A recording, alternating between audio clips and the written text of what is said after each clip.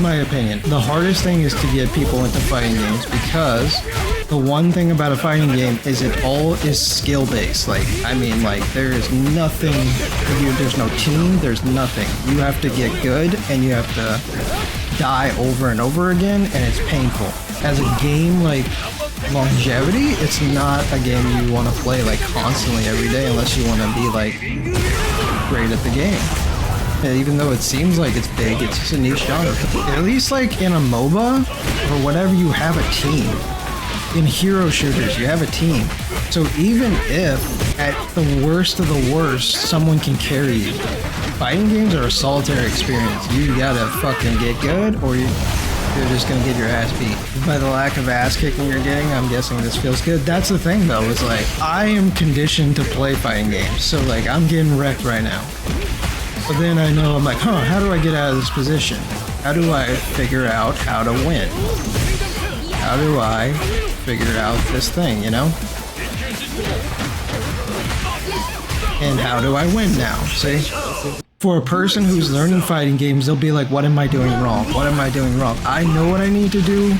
Like, I know there's a solution because I've played fighting games. I know there's a weird way to get out of something. And I learned the tools and everything. But that's a thing that's not really common to people. In fighting games, you're like, how do I get out of this situation? And I gotta think quick. Because if I press wrong, I lose. And that's like anxiety inducing for a lot of people.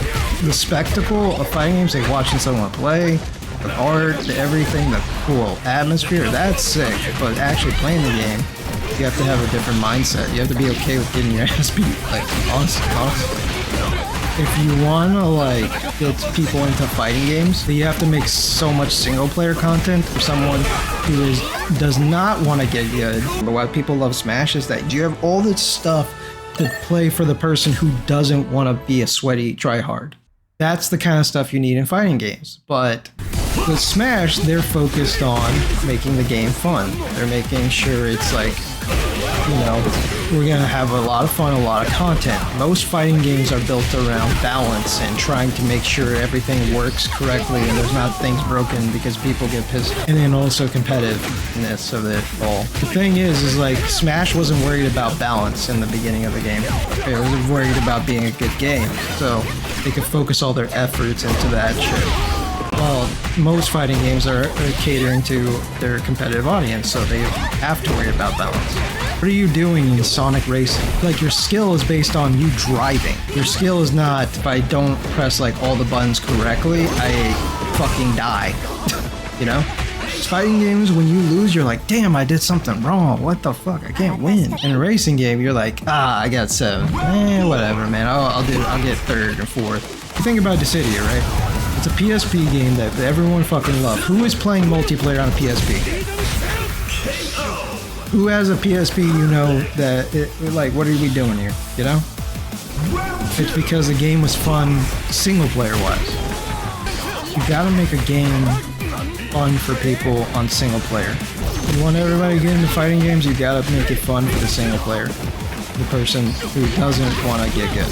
For example, there could be a mom somewhere in the country that loves the fuck out of Street Fighter, loves Marvel, but she doesn't have time to get super good at a fighting game or whatever, and she would love to get into fighting games, but there's not anything for her to get into because it's all like, you know, she either has to get good or whatever. But she could play, there could be a game that comes out that's single player that she plays constantly, every freaking day, and she loves the shit out of it. She'll buy the DLC, she'll buy everything, and then there you go.